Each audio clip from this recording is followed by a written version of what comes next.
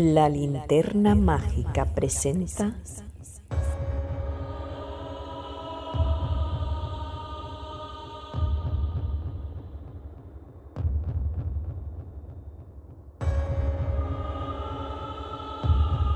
Cuentos Oscuros.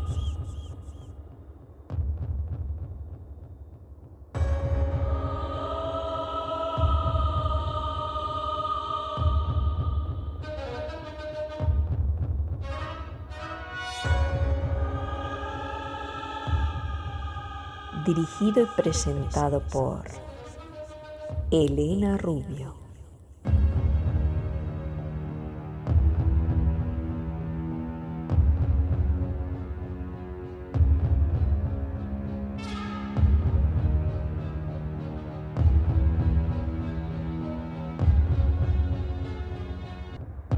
El monte de las ánimas, de Gustavo Adolfo Bécquer.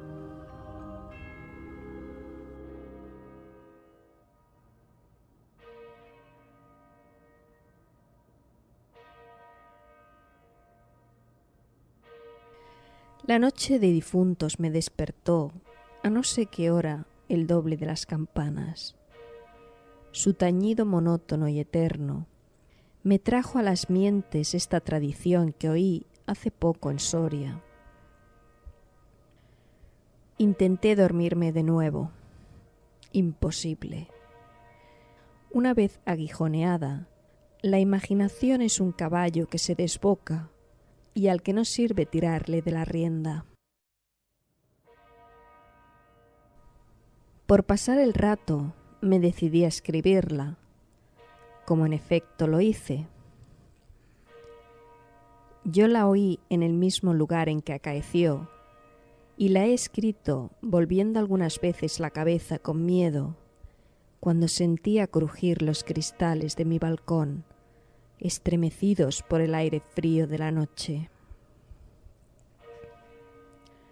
Sea de ello lo que quiera, ahí va, como el caballo de copas.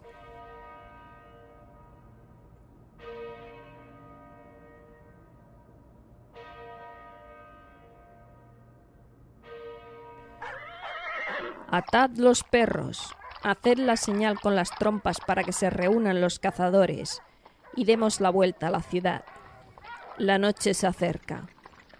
Es día de todos los santos y estamos en el monte de las ánimas. ¿Tan pronto? A ser otro día, no dejará yo de concluir con ese rebaño de lobos que las nieves del Moncayo han arrojado de sus madrigueras. Pero hoy es imposible. Dentro de poco sonará la oración de los templarios, y las ánimas de los difuntos comenzarán a tañer su campana en la capilla del monte. ¿En esa capilla ruinosa? Bah, ¿quieres asustarme? No, hermosa prima. Tú ignoras cuánto sucede en este país, porque aún no hace un año que has venido a él desde muy lejos. Refrena tu yegua. Yo también pondré la mía al paso. Y mientras dure el camino, te contaré esa historia. Los pajes se reunieron en alegres y bulliciosos grupos. Los condes de Borges y de Alcudiel montaron en sus magníficos caballos y todos juntos siguieron a sus hijos Beatriz y Alonso, que predecían a la comitiva a bastante distancia. Mientras duraba el camino, Alonso narró en estos términos la prometida historia. Ese monte, que hoy llaman de las ánimas, pertenecía a los templarios, cuyo convento ves allí, al margen del río. Los templarios eran guerreros y religiosos a la vez. Conquistada Soria a los árabes, el rey los hizo venir de lejanas tierras para defender la ciudad por la parte del puente, haciendo en ello notable agravio a sus nobles de Castilla, que si hubieran solos sabido defenderla como solos la conquistaron. Entre los caballeros de la nueva y poderosa orden y los hidalgos de la ciudad fermentó por algunos años y estalló al fin un odio profundo. Los primeros tenían acotado ese monte, donde reservaban caza abundante para asistir sus necesidades y contribuir a sus placeres. Los segundos determinaron organizar una gran batida en el coto, a pesar de las severas prohibiciones de los clérigos con espuelas, como llamaban a sus enemigos. Cundió la voz del reto, y nada fue parte a detener a unos en su manía de cazar y a los otros en su empeño de estorbarlo. La proyectada expedición se llevó a cabo. No se acordaron de ella las fieras. Antes la tendrían presentes tantas madres como arrastraron sendos lutos por sus hijos. Aquello no fue una cacería, fue una batalla espantosa. El monte quedó sembrado de cadáveres. Los lobos, a quienes se quiso exterminar, tuvieron un sangriento festín. Por último, intervino la autoridad del rey. El monte, maldita ocasión de tantas desgracias, se declaró abandonado, y la capilla de los religiosos, situada en el mismo monte, y en cuyo atrio se enterraron juntos amigos y enemigos, comenzó a arruinarse. Desde entonces, dicen que cuando llega la noche de difuntos, se oye doblar sola la campana de la capilla y que las ánimas de los muertos, envueltas en jirones de sus sudarios, corren como en una cacería fantástica por entre las breñas y los zarzales. Los ciervos braman espantados, los lobos aúllan, las culebras dan horrorosos silbidos, y al otro día se han visto impresas en la nieve las huellas de los descarnados pies de los esqueletos. Por eso en Soria le llamamos el Monte de las Ánimas, y por eso he querido salir de él antes que cierre la noche. La relación de Alonso concluyó justamente cuando los dos jóvenes llegaban al extremo del puente que da paso a la ciudad por aquel lado. Allí esperaron al resto de la comitiva, la cual, después de incorporárseles los dos jinetes, se perdió por entre las estrechas y oscuras calles de Soria. Los servidores acababan de levantar los manteles. La alta chimenea gótica del palacio de los condes de Alcudiel despedía un vivo resplandor, iluminando algunos grupos de damas y caballeros que alrededor de la lumbre conversaban familiarmente, y el viento azotaba los emplomados vidrios de las ojivas del salón. Solo dos personas parecían ajenas a la conversación general: Beatriz y Alonso. Beatriz seguía con los ojos, absorta en un vago pensamiento, los caprichos de la llama. Alonso miraba el reflejo de la hoguera chispear en las azules pupilas de Beatriz. Ambos guardaban hacía rato un profundo silencio.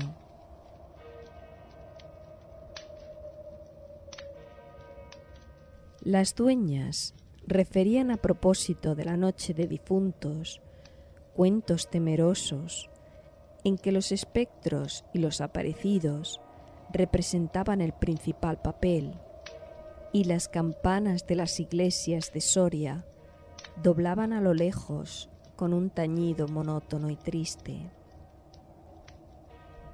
«Hermosa prima», exclamó al fin Alonso, rompiendo el largo silencio en que se encontraban.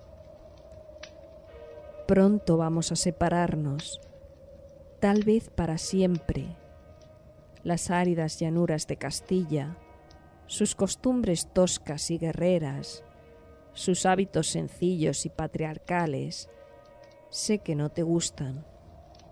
Te he oído suspirar varias veces, ¿acaso por algún galán de tu lejano señorío? Beatriz hizo un gesto de fría indiferencia. Todo un carácter de mujer se reveló en aquella desdeñosa contracción de sus delgados labios. Tal vez por la pompa de la corte francesa, donde hasta aquí has venido, se apresuró a añadir el joven. De un modo o de otro, presiento que no tardaré en perderte. Al separarnos, quisiera que llevases una memoria mía. ¿Te acuerdas cuando fuimos al templo a dar gracias a Dios por haberte devuelto la salud que viniste a buscar a esta tierra? El joyel que sujetaba la pluma de mi gorra cautivó tu atención. Qué hermoso estaría sujetado un velo sobre tu oscura cabellera. Ya aprendido el de una desposada. Mi padre se lo regaló a la que me dio el ser, y ella lo llevó al altar. ¿Lo quieres?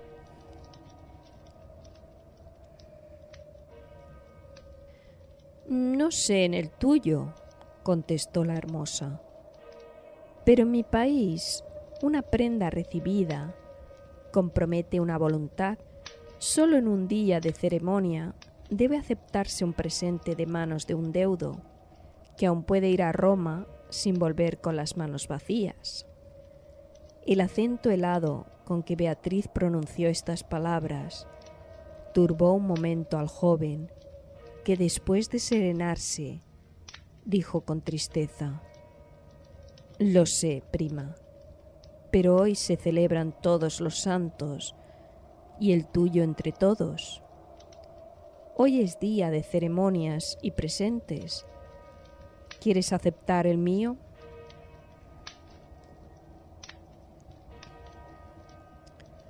Beatriz se mordió ligeramente los labios y extendió la mano para tomar la joya, sin añadir una palabra.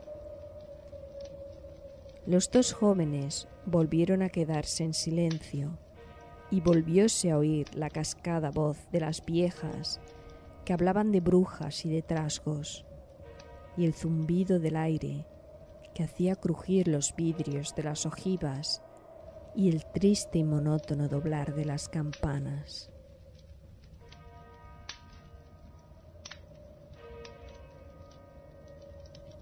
Al cabo de algunos minutos, el interrumpido diálogo tornó a anudarse de este modo.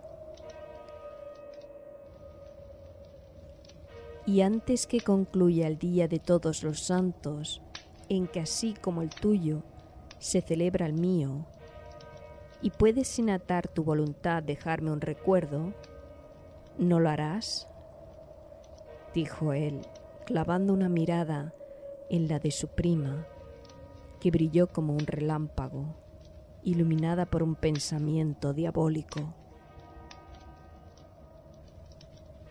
«¿Por qué no?», exclamó ésta, llevándose la mano al hombro derecho, como para buscar alguna cosa entre los pliegues de su ancha manga de terciopelo bordado de oro. Después, con una infantil expresión de sentimiento, añadió: «¿Te acuerdas de la banda azul que llevé hoy a la cacería y que no sé qué emblema de su color me dijiste que era la divisa de tu alma?» «Sí». «Pues se ha perdido. Se ha perdido y pensaba dejártela como un recuerdo». «¿Se ha perdido? ¿Y dónde?», preguntó Alonso, incorporándose de su asiento y con una indescriptible expresión de temor y esperanza. «No sé. ¿En el monte, acaso?» «En el monte de las ánimas», murmuró palideciendo y dejándose caer sobre el sitial. En el monte de las ánimas. Luego prosiguió con voz entrecortada y sorda. Tú lo sabes, porque lo habrás oído 1000 veces. En la ciudad, en toda Castilla, me llaman el rey de los cazadores. No habiendo aún podido probar mis fuerzas en los combates, como mis ascendientes, he llevado a esta diversión, imagen de la guerra, todos los bríos de mi juventud, todo el ardor hereditario de mi raza. La alfombra que pisan tus pies son despojos de fieras que he muerto por mi mano. Yo conozco sus guaridas y sus costumbres. Yo he combatido con ellas de día y de noche, a pie y a caballo, solo y en batida, y nadie dirá que me ha visto huir el peligro en alguna ocasión. Otra noche volaría por esa banda, y volaría gozoso, como a una fiesta. Y sin embargo, esta noche,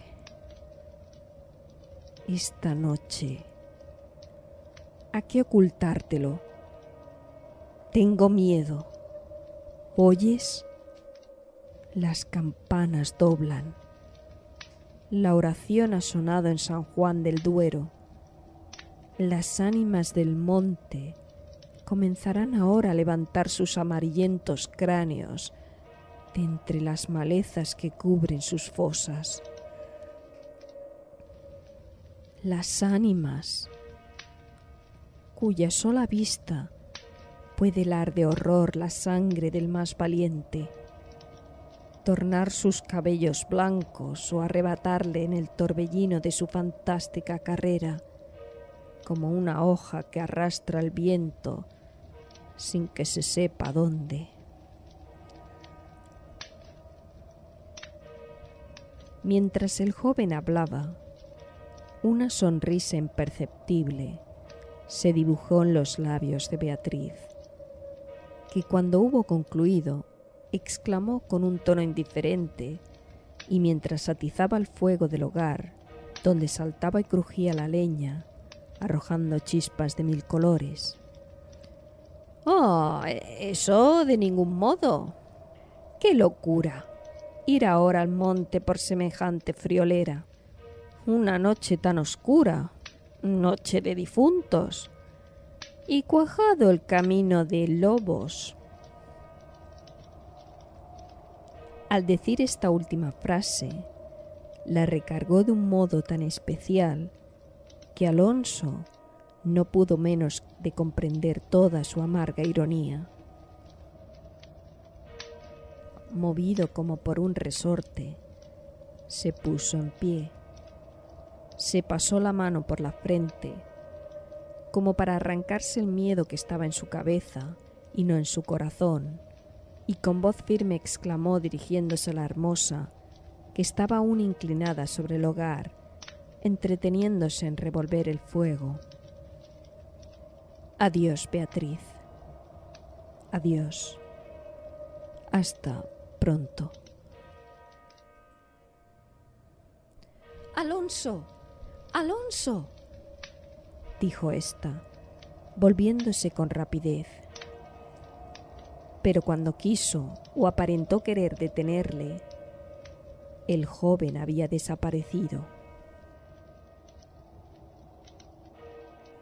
A los pocos minutos se oyó el rumor de un caballo que se alejaba al galope. La hermosa, con una radiante expresión de orgullo satisfecho que coloreó sus mejillas, prestó atento oído a aquel rumor que se debilitaba, que se perdía, que se desvaneció por último.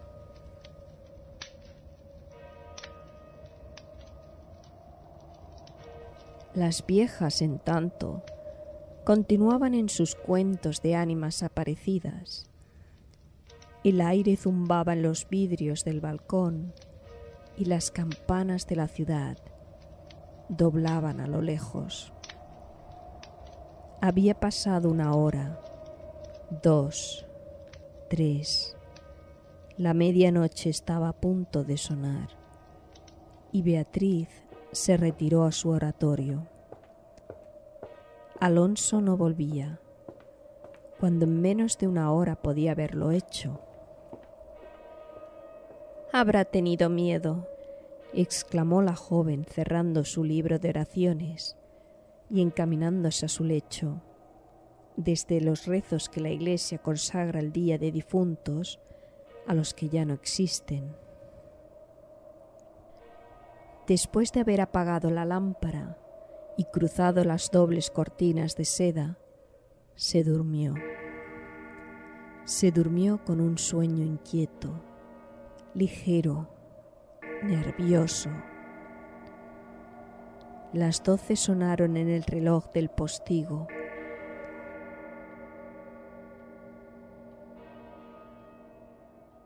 Beatriz oyó entre sueños las vibraciones de la campana, lentas, sordas, tristísimas, y entreabrió los ojos. Creía haber oído un par de ellas pronunciar su nombre, pero lejos, muy lejos, y por una voz ahogada y doliente. El viento gemía en los vidrios de la ventana. «¿Será el viento?», dijo, y poniéndose la mano sobre el corazón, procuró tranquilizarse, pero su corazón latía cada vez con más violencia. Las puertas de alerce del oratorio habían crujido sobre sus goznes con un chirrido agudo, prolongado y estridente. Primero unas y luego las otras más cercanas. Todas las puertas que daban paso a su habitación iban sonando por su orden. Estas con un ruido sordo y grave, y aquellas con un lamento largo y crispador.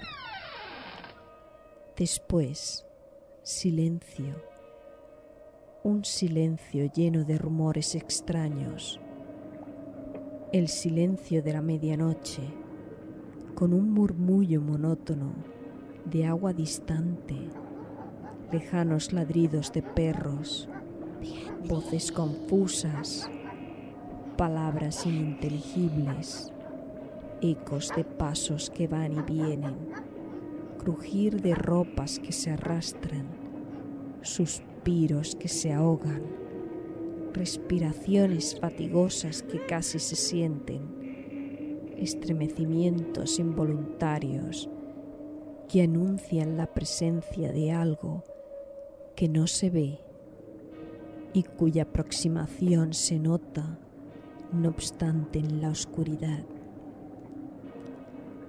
Beatriz, inmóvil, temblorosa, adelantó la cabeza fuera de las cortinillas y escuchó un momento.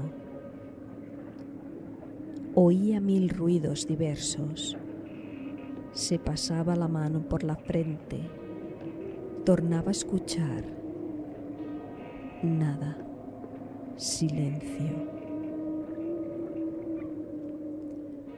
Veía con esa fosforescencia de la pupila en las crisis nerviosas, como bultos que se movían en todas direcciones, y cuando dilatándolas, las fijaba en un punto, nada, oscuridad, las sombras impenetrables. «Bah», exclamó, volviendo a recostar su hermosa cabeza sobre la almohada de raso azul del lecho. «¿Soy yo tan miedosa como esas pobres gentes, cuyo corazón palpita de terror bajo una armadura al oír una conseja de aparecidos?» Y cerrando los ojos, intentó dormir. pero en vano había hecho un esfuerzo sobre sí misma. Pronto volvió a incorporarse, más pálida, más inquieta, más aterrada. Ya no era ilusión. Las colgaduras de brocado de la puerta habían rozado al separarse, y unas pisadas lentas sonaban sobre la alfombra. El rumor de aquellas pisadas era sordo, casi imperceptible, pero continuando a su compás, se oía el crujir de una cosa como madera o hueso, y se acercaban, y se movió el reclinatorio que estaba en la orilla de su lecho. Beatriz lanzó un grito agudo y, arrebujándose en la ropa que la cubría, escondió la cabeza y contuvo el aliento. El aire azotaba los vidrios del balcón, el agua de la fuente lejana caía, y caía con un rumor eterno y monótono. Los ladridos de los perros se dilataban en las ráfagas del aire, y las campanas de la ciudad de Soria, unas cerca, otras distantes, doblaban tristemente por las ánimas de los difuntos.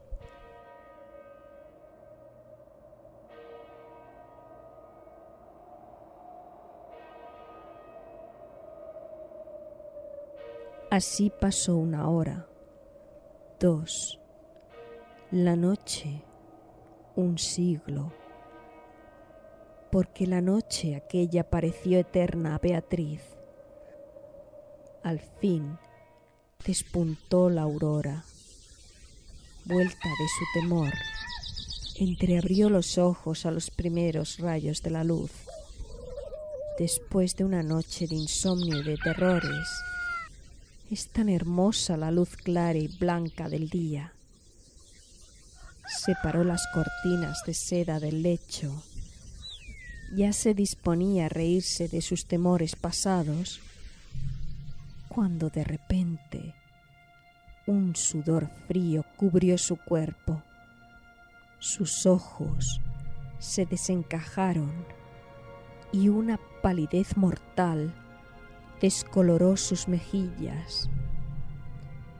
Sobre el reclinatorio había visto, sangrienta y desgarrada, la banda azul que perdiera en el monte, la banda azul que fue a buscar a Alonso.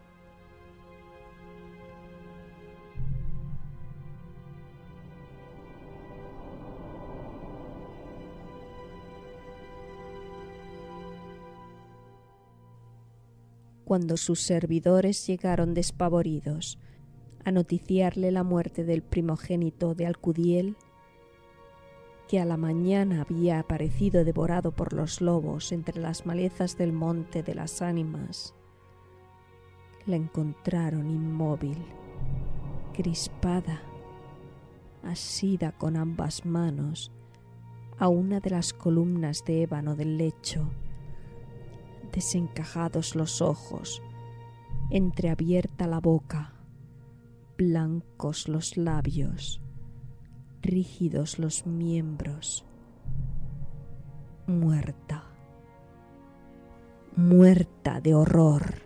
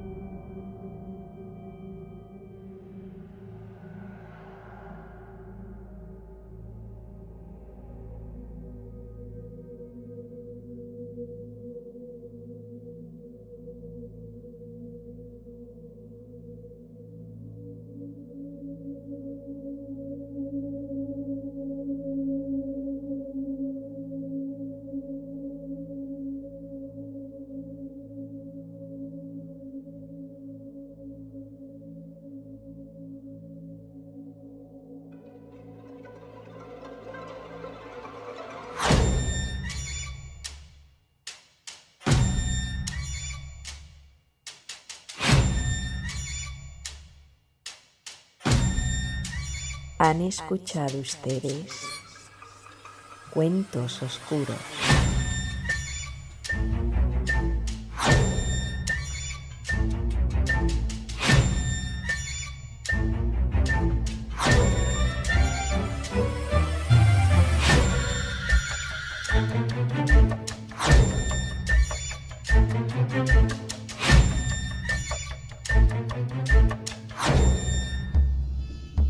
Dirigido y presentado por Elena Rubio.